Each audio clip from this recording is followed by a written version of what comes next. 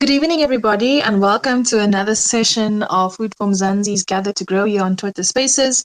My name is Dawn Numdu. I'm your host for this evening, and I am joined by the lovely Guguletu Mahlangu, who is on the session with me twice a month.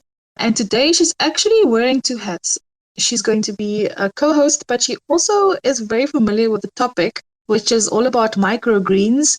So I'll also cross-question you, Gugu, if that's okay. And we have two awesome speakers also joining us. But before we get into that, Gugu, how are you? Hi, Dawn. I'm good. Thank you. Always great to be here on Gather to Grow. I'm very excited about the topic because I think it's such a niche market and products, and I'm hoping that our listeners are going to really learn a lot today. Yeah, definitely. And also happy Africa Day to you and happy Africa Day to everyone in the space. I'm actually sad that we didn't also, get speakers from our other African countries. I tried though. They did say that they would join the space and listen in, so hopefully they come through. And if you know anyone who could benefit from this chat, or you thinking about microgreens to diversify your operation, or maybe you're just interested, share it to other farmers, connect with them, and then we'll get more people in the space. Michelle is here. Michelle Carelse is the founder and CEO of Feelgood Health, which is an online health shop. Good evening, Michelle. It's so great to have you with us and talking about microgreens. Tell us a little bit about yourself, what you do, and where your journey started in agriculture. So my journey has started many, many years ago, where I started an online health store because I very much believe in natural ways of living. So whether that's got to do with your medicine that you take, or whether it's got to do with the food that you eat, whether it's got to do with the beauty products that you use, I believe that there's nothing more beneficial to us than to go back to the basics and have the products and the food that we have as natural as possible, because generally speaking, the industry has put in a lot of artificial ingredients which are more about shelf life, more about making money than about actually providing something nutritious. And over the years, what's also been happening is that people have become a lot more conscious about their nutrition. And we've also been experiencing a lot of food insecurity in terms of lack of supply in healthy foods and in food diversity. So if you're going to go along to a supermarket, you may only see one kind of apple and one kind of carrot and one kind of beetroot, whereas in actual fact, there are many, many different kinds. So obviously, the more diverse our diets are and the more natural our diets are, the better. So one of our latest product that we've launched is called My Growing Health, and it's actually a microgreens kit. So you can buy the kit, and in the kit, there's everything that you need to grow a crop of microgreens, and everything in the kit is also biodegradable. So there's no plastic, there's no waste. You can put the kit, when you finish growing the crop, you can put it in the compost and it won't harm the environment or yourself. And people are becoming more and more aware of microgreens because microgreens are really, they carry more nutrition than the fully grown vegetable. They are very quick to grow. So within about, depending on the seeds that you're growing, within about anything from 10, 14 days to 3 weeks, you have a full crop. From a farming point of view, there's more and more interest in microgreens in restaurants, in supermarkets and so on, where people are coming to understand that things like sprouts, I believe you did a program on sprouts quite recently. So microgreens are like the in-betweeners between sprouts and the fully grown vegetable, packing a punch. So I call them superfoods. They've got so much nutrition in them and they're so to grow. And you can grow them in your home, on your windowsill. You don't have to have a garden. And the beautiful thing about them as well is that you don't even have to worry about the season, because if veggies are out of season, you can't find them in the supermarket unless they've come from far away, which is actually increasing your carbon footprint. With microgreens, you can grow any veggies any time of the year on your own windowsill. And it's a fabulous way to ensure that you get a good nutrition in your home without having to worry about what's in the shop or what's in season or anything. And as I said, the actual nutritional value of microgreens as opposed to the fully grown veggie is much, much higher. Thank you so much for setting the scene for us there, Michelle. Gugu, I think that was a good way for us to get into the conversation. And my first question was specifically, as an intro to all the new farmers listening or people who may not have heard of microgreens, are they basically just tiny little plants? Is that what it is, Michelle? They are tiny little plants. So basically, when I think most of us are familiar with sprouts, where you would take the seeds of the plants, and you obviously have to have clean seeds. You don't want seeds with pesticides and GM seeds and so on. So you take clean seeds and you sprout them, and then you use the sprouts. So that's something that we've all kind of become used to. Microgreens are the next stage up. So once the seeds have sprouted and they've produced their first true leaves, then before they actually carry on to develop into, for example, a beetroot seed will sprout, it will produce leaves, and then before it starts to mature, you can use those leaves that it produces in a salad, in a smoothie, in a stew, in any food really. You can just cut off the leaves and you can use them in your food. Those leaves themselves have got greater nutritional value than the actual beetroot or the broccoli or the whatever vegetable that you're using. Quite a new concept on the market because people are used to either buying sprouts or they buy the full-grown vegetable. But obviously the full-grown vegetable takes many months to mature. From a farming view, there's a crop and they've got to grow the crop and they've got to nurture the crop and then they've got to harvest the crop. They've got to send it to market. But for microgreens, it's a very quick crop that grows from seed to just seedling stage. So it's not like sprouts with a little bit of a sprout to it. It's like a true plant. It's got the greens and the first true seeds. And from there, you harvest. So you basically then cut off those early leaves and use those as your food. Thanks so much, Michelle. Gugu, you've also worked with this quite extensively, not just as a farmer, but also in the work that you're doing. Maybe you can also just come on board as a co-host, but also just talking about your experience. Thank you so much, Sean. And, I'm glad Michelle actually covered the difference between sprouts and microgreens. And I was actually about to follow up about what would be the difference, between a seedling and microgreens. I think Michelle really hit the nail on the head. Microgreens are they are tiny edible plants. So they're quite popular with restaurants and chefs, just, garnishing them and adding like bling to their salads. They are like sprouts, but younger than a full-grown plant. Because of their size, microgreens are also often mixed up with sprouts. When I first started, that was also a common misconception, but they are not sprouts because sprouts are just germinated seeds and sprouts are usually grown in like water. So you can grow it aquaponically and you eat it as a whole.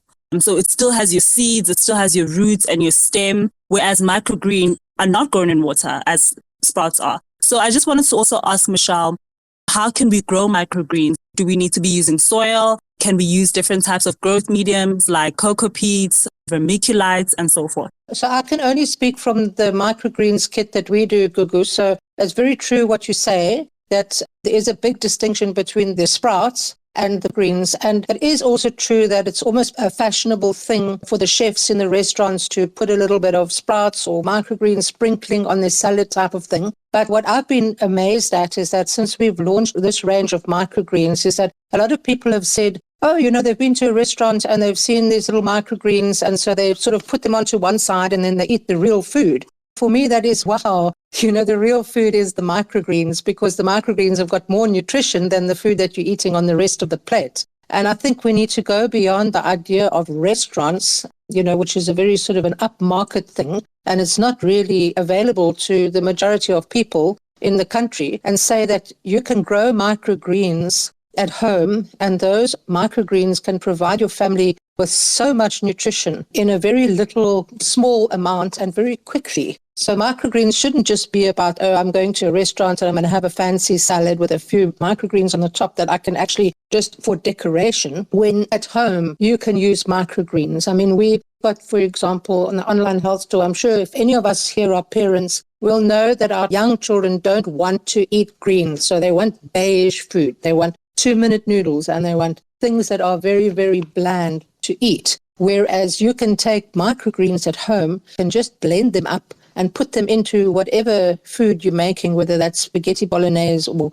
anything else. And your children are not going to see them, but they're going to get the benefit of all of the nutrition from there. And similarly, adults, whatever food, soup, stews, stir fries, salads that you're making at home, if you add microgreens to that, you're really boosting your nutritional value. And it's not something you have to go and buy. You can buy it. You can go into Checkers, Pick n Pay, or Woolworths and whatever. You can buy a tiny little packet of microgreens for about 40 Rand just for sprinkling on your salad. But that's nonsense because you can actually grow a lot of microgreens at home much cheaper. And the nutritional value that you get from that is just so much more because it's right there growing in your kitchen and you cut it off and you put it in your food. That's fantastic. I really love the idea of microgreens. Thanks so much, Michelle. I think as a mom myself, I usually grate up a carrot in the spaghetti when I make it for my son. So that's usually what I do. I'll grate up a carrot, but now I know I can also add microgreens. You can have so many different kinds. We've got beetroot microgreens, we've got Japanese radish, we've got Chinese cabbage, we've got broccoli. All the vegetables you can grow as microgreens, and they've got the same nutrition as the grown vegetable, but more. So they're really supersized nutrition that you can just add to your food and really boost the nutrition that you're getting. Yeah, definitely. PJ is with us. PJ is an aquaponics horticulturalist. PJ, thanks so much for being here. Just tell us a little bit about yourself, your journey in agriculture. Happy Africa Day, everyone. Thanks, PJ. So just a bit about yourself, your journey in agriculture, and then my question to you is, around the climate for microgreens and growing microgreens. An aquaculture / aquaponics farmer. I've been doing this for the last 7.5 years.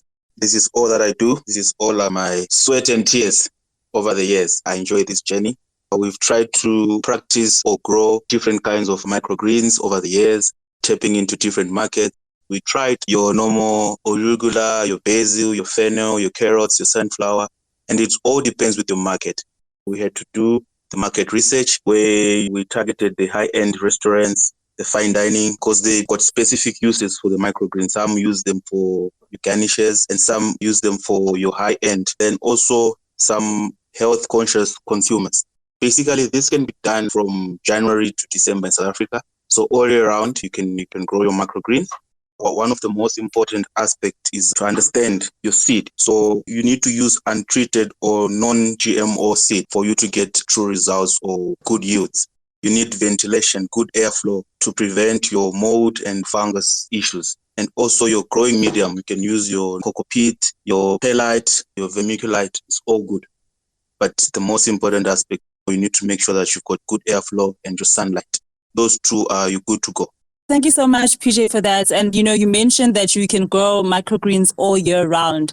Just out of interest, we can grow microgreens all year round. Outside, inside, do we need a shade net? Do we need a tunnel? Any kind of specific criteria that microgreens need? You mentioned that you can grow arugulas, and I think Michelle's the one who mentioned that also you can grow Chinese cabbages and a bunch of other things that you can grow. But what are the best plants to grow as microgreens specifically that, in your experience, had a great market? Your high end is your basils, broccoli, and fennel, and your sunflower. Fish for your premium. You can either grow it indoor farming or vertical farming or in commercial greenhouses. That's more for the guys who want to tap into your export market where the demand is high. And then the major players in global major players, what they do, if you see the numbers that they're pushing out, the tonnages that they're doing here, that's when you see that no, it can be done commercially as well. So most people would think it might be a tiny operation, but put in your decent investment or to earn good returns. In my preparation for this, PJ, I spoke to other farmers also doing microgreens, and they said it's quite, intensive. So you have to be, watching them all the time. They're like little babies. Is that the case? How do you manage it? Remember, in the other speakers in the introduction, they mentioned it's a tender young greens that are harvested when their embryonic first leaves, the true leaves, are quite small. So we're looking at between 5 to 7 centimeters. So between that, some microgreens will grow in 7 days, others will take 3 weeks. So the ones that take 7 days, they need that love that you need to put your eyes on them because it's only 7 days. That's the intensive part of it. If we compare to other cultivars that were growing for 4 weeks, I think 3 weeks to having or keeping an eye every day for 3 weeks. I don't think it's something difficult to do. So it's quite intensive if you're pushing the volumes. Michelle, do you agree with that? What has your experience been like, especially with what you offer in terms of the starter pack that you're talking about? Yes, I fully agree with PJ there that it is quite intensive, but it depends very much on what level you're growing at. So PJ would be growing larger quantities from a farming point of view, commercially. And then, of course, what we are offering is something that you can do at home. So we provide the full kit from the Feelgood Health online health store. You can buy the full My Growing Health kit in a box. It's got everything that you need. It's got the coco peat and it's got the vermiculite. It's got everything that you need. And all you've got to provide is water. So what I love about it is a couple of things. Apart from the nutritional value, I find that I'm a mom and I'm even a grandmother. So I see from our children's point of view, they've got no idea what a carrot seed looks like. They don't know how things grow. They just know that you go to the shop and you buy them. And increasingly, we're faced with food shortages and food insecurity and so on, where people are having to learn to grow their own things again. And I think it's a wonderful thing to have in your home. That's where I'm coming from. It's not as a commercial growing venture like PJ is doing, is that providing people at home with something that they can grow inside. Just as PJ said, you don't have to just stick to the seasons when that particular plant is in season. You can grow it anytime, January to December. It is something you've got to keep your eye on. From our point of view, the microgreens kits would probably sit next to your kitchen sink, and you would maybe just have, after you've planted the seeds, you would maybe have just a nice spray bottle with water in it, and then you just every day check that it doesn't dry out, and you spray and misspray onto it, and it's very quick and easy. And the wonderful thing is that once they start to sprout and the children in the family can see these plants are sprouting and they've got leaves and they're growing, and then you cut them off and then you use them in your food, I think it's a wonderful lesson for the children, and it's a lovely thing for the family to feel a little bit more self-sufficient in including really high nutrient greens in their food, which they can grow at home. Wow, that's so interesting, Michelle. I think I'm getting the gist here that, microgreens basically take up to a week, sprouts take less than a week, and with microgreens, you can grow them in soil and hydroponic or aquaponic, as PJ mentioned. Whereas with sprouts, you actually have to grow them in water. So it's more hydroponic, and microgreens, you wait for the true leaves to come out. So you don't eat the roots and they need light, whereas sprout is completely different. But I want to start the harvesting and the markets for these microgreens, because what you guys are selling to us is that it's a quick turnover, because you kind of have a sellable product in record time and you can begin fulfilling orders almost immediately because they take so short to grow. Now, I just want to take it a step further and really understand the difference between now microgreens and seedlings. You don't eat the roots? Does that mean that you just cut them? Do the roots regrow? And what would be the difference then between people producing seedlings and microgreens? PJ, over to you. With the microgreens, the cutting tools are normally your blade, knife, or a pair of scissors. So we're only looking for the green matter, or if it's a broccoli or the radishes, we also need those red leaves. But we're not interested on the roots. So it's only the leaves. I don't know how overseas market is looking for, because the trends are always changing. But at the moment, most people that are in the game are only interested in the leaves. Awesome. Gugu, Michelle obviously has a whole nother concept where she markets to on a household level. Michelle, what is your experience been like? Are people taking to this product? And also, is it a good venture? This is one of my later questions, but I think we can already unpack it now. Is it an option for farmers to diversify in if they're focusing on one commodity and this is something that they can do on the side? It's a very good question that you have there, because yes, we are focusing more on the home market. But if you look at the speed at which you can harvest, if you think about from a farming point of view, when you sow your crop, there's so many things that can go wrong between the time you sow your crop and the time you harvest your crop. It can be the weather, it can be storms, it can be a fire, it can be locusts, it can be all sorts of things that can go wrong. But with the microgreens, you're really growing them inside, first of all, so they're protected a lot. And secondly, the crop is fast.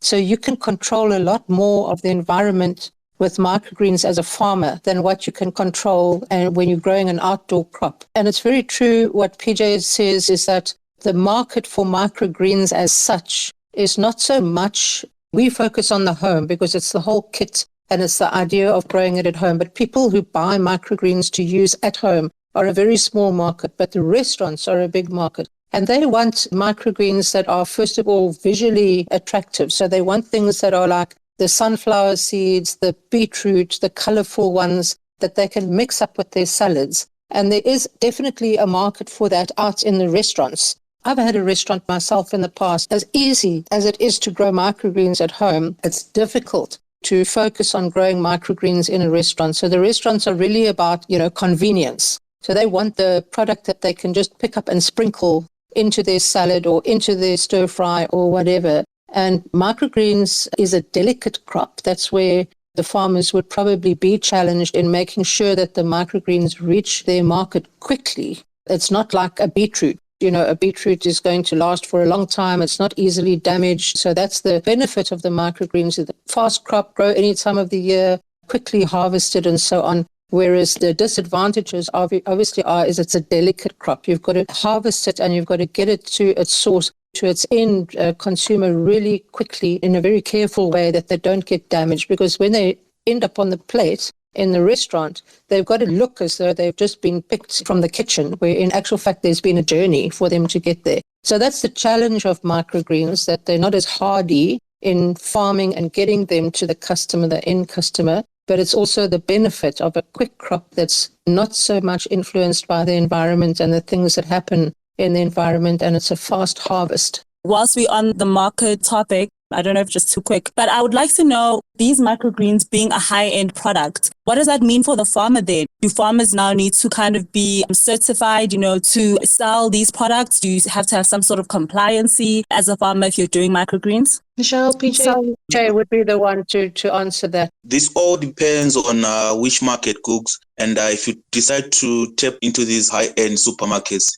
it comes with certification, your global gap, etc. Michelle spoke about on the freshness, shelf life. That's very, very important on the microgreens. So remember, these are young plants with a low immune system that is still building up. So they're not as hardy as your normal cultivars. If one decides to tap into that, you need to understand the shelf life, your storage requirements, etc. And tapping into the export market, they will need certification. You need to do your global gap certification. That's a need. Talking about how sensitive this crop is, PJ, is exporting even a problem? Shouldn't the time from when it gets out of your farm or your base, wherever you're at, to where the consumer is, shouldn't that be a shorter time space? Is it even a crop that one can export? That's my next question. There are crops that they can be exported. People are doing it every week.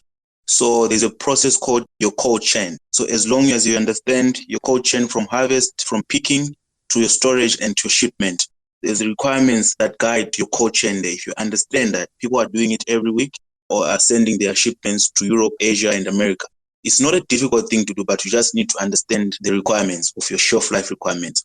Because the degrees of storing your microgreens and your degrees of storing your other cultivars, like your fruits or your normal lettuce, they're different. It's doable, but you need to be equipped, like your temperature control and the staff that are involved in the production process. They need to be educated about the requirements that are needed. So it's not a difficult thing to do. People are doing it every day. It can be done. It's being done. Awesome. That's what we want to hear. We're just giving you guys testament that it can be done. It is possible. Gugu, I see your hand is up. I just wanted to maybe just throw this question in there, and then you can also make your comment. Obviously, we spoke now about the environment being controlled, and, you kind of have a say as to, how much this crop is exposed to, and you won't really get to the common threats like locusts and other animals eating your crops. Is there concern for other pests and diseases? What are those threats, if it is at all something that you should be thinking about with a microgreen? I think we actually flew way past this one, but I'd like to go back in terms of the whole production of microgreens. Now, I know PJ is doing aquaponics and Michelle spoke about home kits. What exactly is it we need? Do we need like seedling trays? Do we need like pots, or it doesn't matter? And then in terms of just like watering our microgreens, how often do we need to water it? Just the basics of just starting your own microgreens. How can one go about doing that? Maybe we can start with Michelle. It also, once again, does depend a lot on the environment. So by the environment here in a home situation, you may have one home may have more light, they may have more sunlight coming in. It's really about being sensitive to the plants themselves and the growing medium that they're in. So if you have microgreens growing in your kitchen, then you need to feel the soil. And if the soil is damp, then you don't need to water it anymore, because if you do, you're going to start getting problems with maybe fungus or other diseases that the microgreens might pick up due to too much moisture. And obviously, if you don't water them enough, then you're going to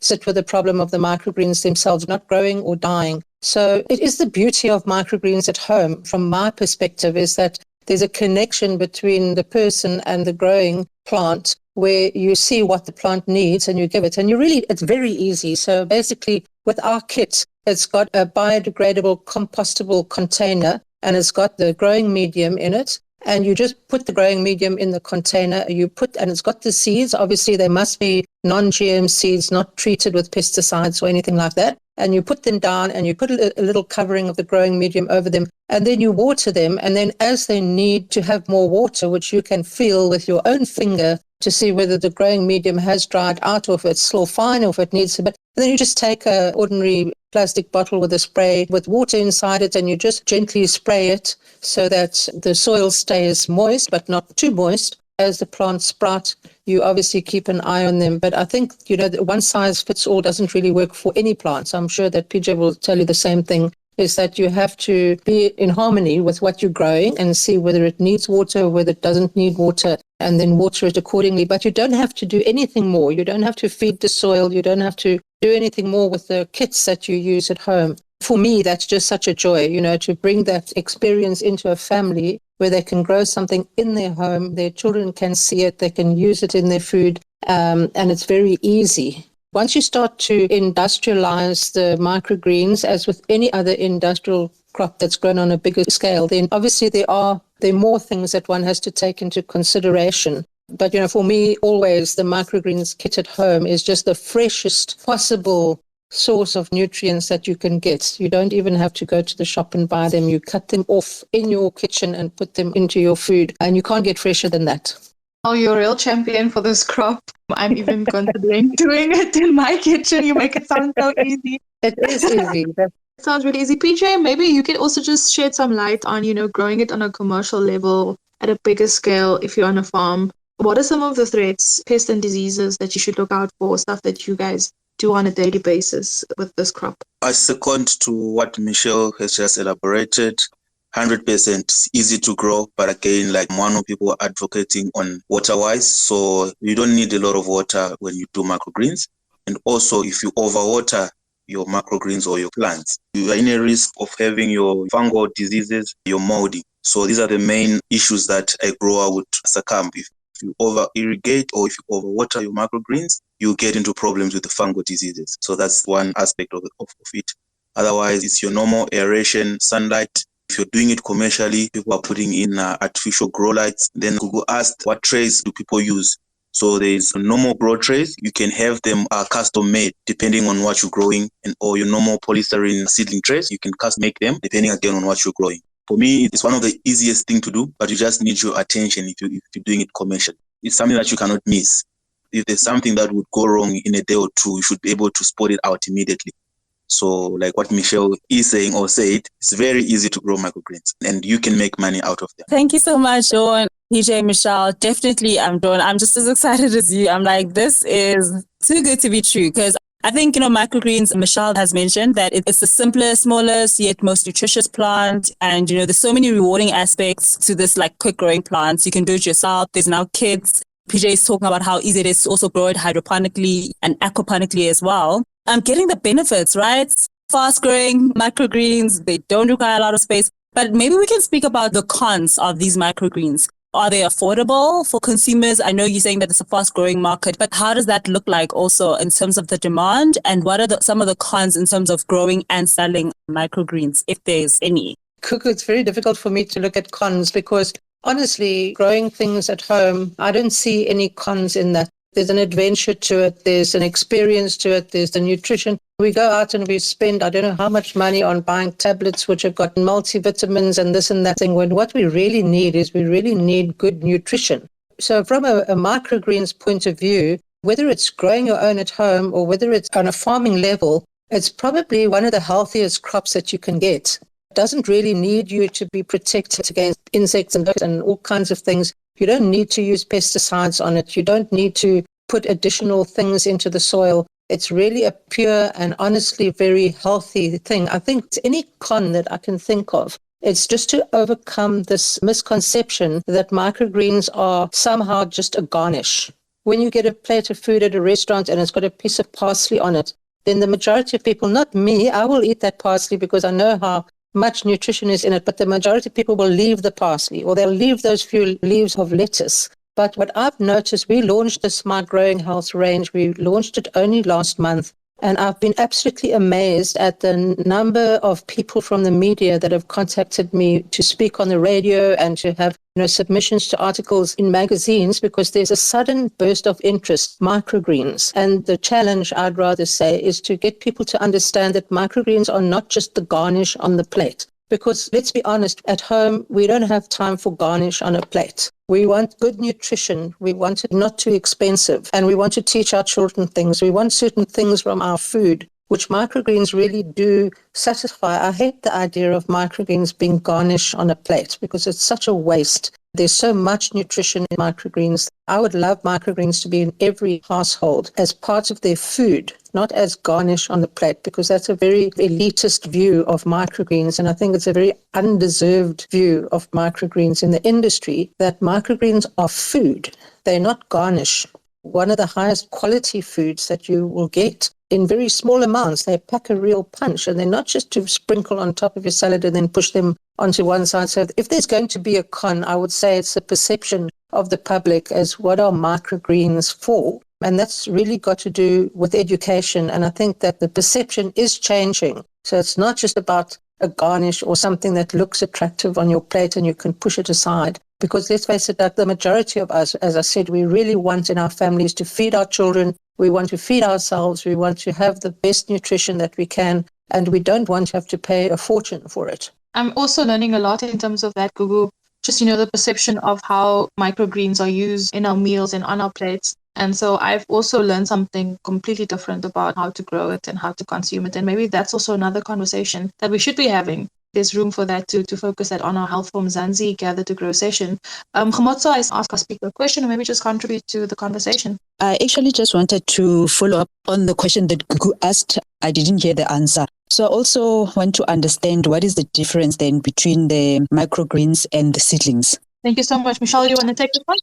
Sure. Khomotso, microgreens is a term that's sort of become more popular. But microgreens are seedlings. They're seedlings. So basically, if you understand a seed, when it's planted and it starts to grow, initially it starts to put down roots, and then it's at the sprout stage. And then it starts to push up leaves. And the microgreens are really the first true leaves. The first leaves that grow are not really the true leaves. They are the leaves that the plant is put to start to make some food for itself. But then you get the first true leaves, and those true leaves are the microgreens. If they're allowed to continue to grow, they're going to, for example, if you take the beetroot again as an example, beetroot microgreens have got leaves, but they don't have any bulb underneath the ground. They're the first true leaves of the beetroot, so they really pack all the nutrition that you would get in the beetroot into their leaves. That's their first very highly nutritious leaves that they develop. So they're in between sprouts and the mature plant, but they are seedlings. That is another word for them. So I think microgreens and seedlings they're just pretty much synonymous, but it's just the stage at which you're going to harvest them. That's important. So basically, if I use the microgreen seeds, right, and plant, if I leave it, it's going to be an adult veg. It's going to grow, basically. That will be an adult. Yes, perfectly true. That's exactly right. If you leave it, it's going to be an adult. But on the other hand, when you're growing microgreens, they are packed together a bit more closely. So leave those microgreens. They're not going to easily turn into adults because they don't have the room to grow their bulbs and become bigger. So you would have to then plant them out into more space if you wanted to make them into an adult plant. If you're growing them at home, normally in a smaller container, and they're quite densely planted, so that once they reach the stage of their first true leaves, you can cut them off with scissors and you can use them in food like that. But if you wanted to, yes, for some of them at least, you could divide them up and plant them out in your garden and you could get the adults. They're just part of the stage of the plant. Last question, where can we get the seeds? If I want to try that at home, for my consumption, where can I buy the seeds for microgreens? Thank you. That will be my last question. If you want the kits, which have got everything that you need, then you can go onto our online health store, which is on www.feelgoodhealth.co.za. And you can order them directly from there, and we ship them throughout the country. You can also, so long as you have non-GM and non-pesticide treated seeds, so you can't go to a nursery and buy a packet of seeds from microgreens because those seeds have all been treated with pesticides. You need to have non-GM seeds, and you can grow them really in any container. Our kits are convenient because they're and they're very eco-friendly because they're in a compostable container. And they're very convenient to grow, but you can really grow them in anything. But it's important that you have the right growing medium. They need a lot of nutrition and they need air in the soil or whatever growing medium you're going to be using. And they need not to be GM seeds. They need not to be treated seeds because you're going to basically be eating those seeds are going to be in your food and you don't want any pesticides or any other unhealthy things in the seeds. So you can either go the option of going onto our website and buying the kit, which is everything that you need to plant a crop of microgreens, or you can experiment at home and buy seeds, so long as I say they're non-GM, they're not treated seeds, and you can grow them in soil or on your windowsill. There's a bit more trial and error when you do it like that. either way, growing microgreens at home is just a win-win situation. Thank you so much, Omuso, for that question. We also have a question here from Foodie. He's asking if, please, I'd like to know if the starter pack can be sent to Nigeria. So can he buy it online and then it can be shipped, Michelle? So yes, definitely you can ship anywhere in the world from our website. Obviously, the shipping costs would be greater than shipping within South Africa, but we do regularly ship to other parts of Africa and the rest of the world as well. So that's not at all a problem. You just go onto the website, and if you are outside of South Africa, the best thing to do is just to send us an email to say these are the products we want, and then we would send you an invoice as well as with the shipping according to where it needs to go to. But we have quite a few people in Nigeria ordering from us the microgreens kits, but also any of the other products that we have on the online health shop. So exciting, but the realist in me just really wants to make sure I do, and I'm so sorry. Michelle, and also maybe PJ can come in here, because as farmers, with microgreens, we are all about harvesting and we're all about, yields. And, what I think Michelle mentioned, or PJ, is that, these plants like a single-use deal. You can only just cut them once and then it's done. It's basically, seedlings. So many of, farmers were used to growing like herbs and lettuce plants that are cut and come again. So we have multiple cuttings. So those plants only produce more for us after we harvest them. So then for me, the idea of cutting plants at the outset of their lives and preventing any future growth can be a little, should I say, wasteful? So in terms of having these microgreens and cutting them once and then regrowing over and over again, does that mean we need to consistently be buying seeds? How feasible is it for farmers to start microgreens in terms of a small business? Other word that I use for microgreens is superfood. So superfood, it means it's packed with all the vitamins and the nutrients. So the value from that per kg compared to, let's say, lettuce is more if you're growing microgreens. And the other lady also asked to say, what's the difference between microgreens and seedlings? Exactly like what Michelle mentioned. We're not using your ordinary treated seed there. So also now, as a grower, you're going to get less price on your seed for your microgreens. They cost even much lesser than your normal treated seed because you're only growing it for a certain time, let's say for a less period of, let's say, for half-life. Let's say if you're growing other cultivars where you have multiple cuttings, and then, but again, your price of your seed is more than your price that you pay for seed for your microgreens. Doing multiple cuttings like your regular, they would cut it maybe 2 cuttings to generate more revenue or more value out of that plant. Other microgreens is only 1 cutting and then you're done. But again, it's a value to rand per kg that you generate from that. For us, it's the volumes that we're pushing. It's an intensive operation where you need tons and tons of produce for you to make a bag. So most people that I know of, they're only concerned on the overseas market because of they're being paid in Forex. So they make a lot of money from that. Michelle, I see your hand is up. You can take the floor. I really want to come in there because I think we've all become sort of Western cultures, and Africa, we very much are influenced by Western cultures, especially in our urban areas. And we forget where we come from in the sense that if you think about in Africa, if someone would be growing pumpkin in their garden to eat, they're not just going to harvest that pumpkin and eat the pumpkin.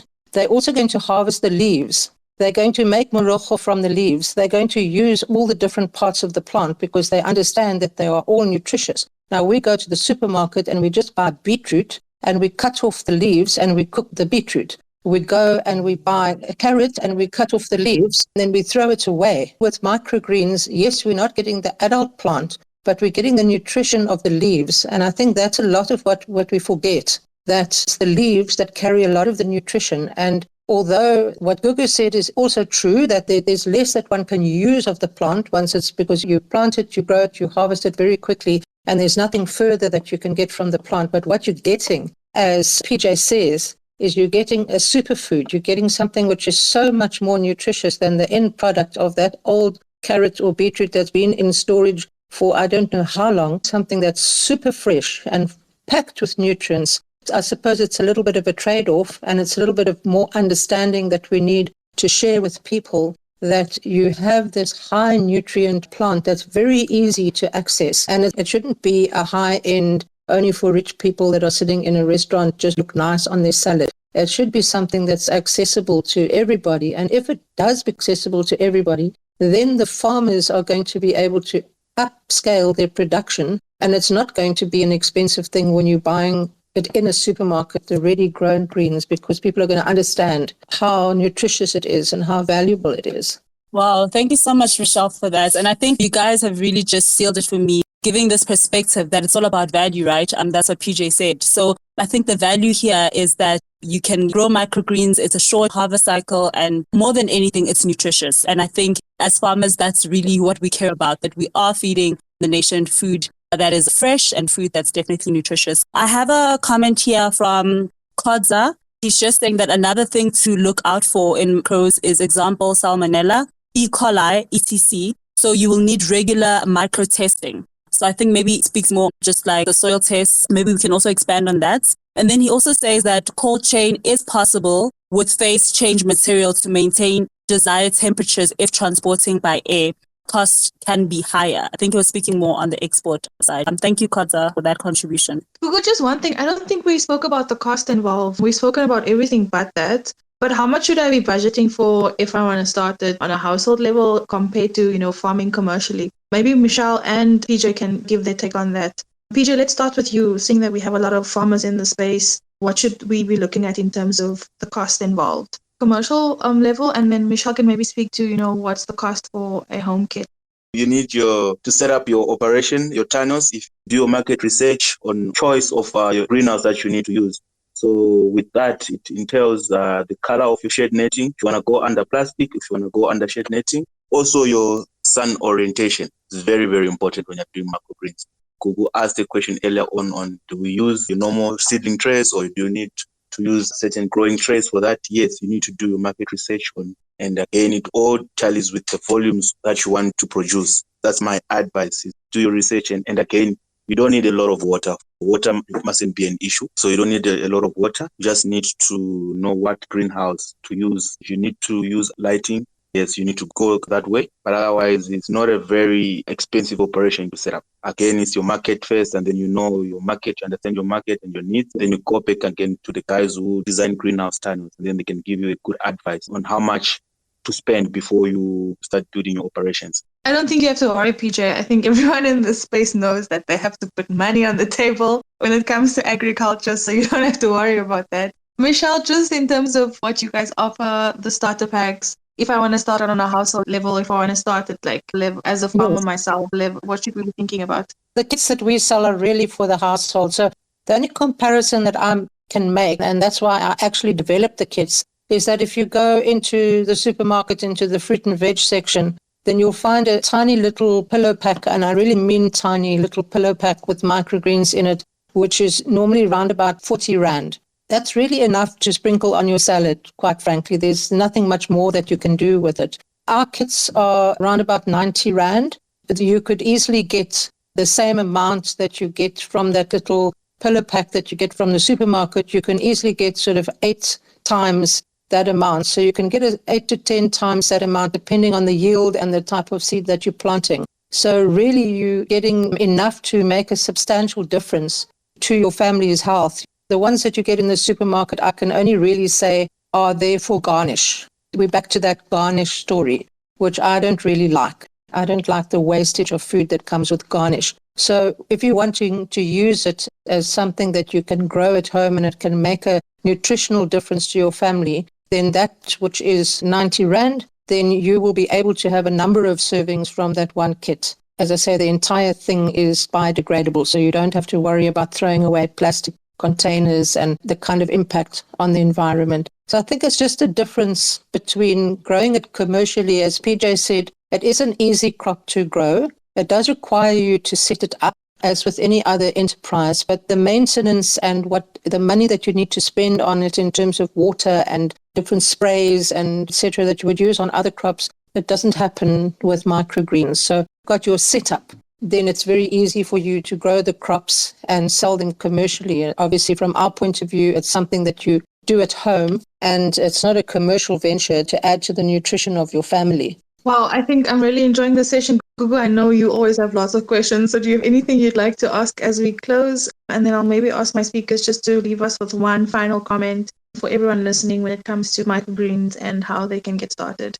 Yeah, so much, Sean. I think this was such a beautiful, insightful eye opener. I think for me and a lot of farmers as well. And I think, I have to agree with, what PJ and Michelle were saying about value. And I think maybe microgreens need to just be advertised as such, because you're going to go to a supermarket and you're going to see all these baby kales and carrots and spinach. And you're just going to be like, well, is this healthy? Is this something that is it worth it? Whereas it's so tiny, whereas I could literally be buying, a bunch of fully grown, matured vegetables. So I really think the mindset has to change and consumers need to know more about it. I'm happy. Thank you so much to PJ and Michelle for shedding some light on that. I think, just more marketing on that because it is not cheap to buy microgreens.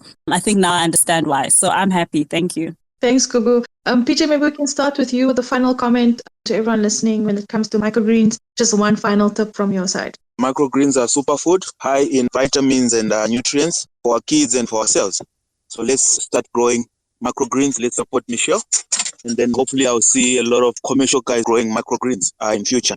Thanks, PJ, and thanks so much for sharing your knowledge. Michelle, just a final comment from you. From a household point of view and from a family point of view, I think it's just so important for us to empower ourselves to produce our own food. And when we don't have a lot of space and a lot of money to produce our own food, things like microgreens and sprouts are possible. And it put us back into contact with our own nutrition and help us to teach our children that things grow and they can be picked and they can be used. And I agree completely with PJ that we need a lot more education around microgreens so that people start to see them not as that little packet of stuff that's expensive in the supermarket that you sprinkle on your food, but it's a food in itself that is fully within your ability as a person to grow in your home and provide for yourself and your family. Very high nutrients, vitamins, minerals, all kinds of trace elements that you find in microgreens. So I think that should be our mission, really, that microgreens must become more everyday and more of a household item. And I'd be happy to see that.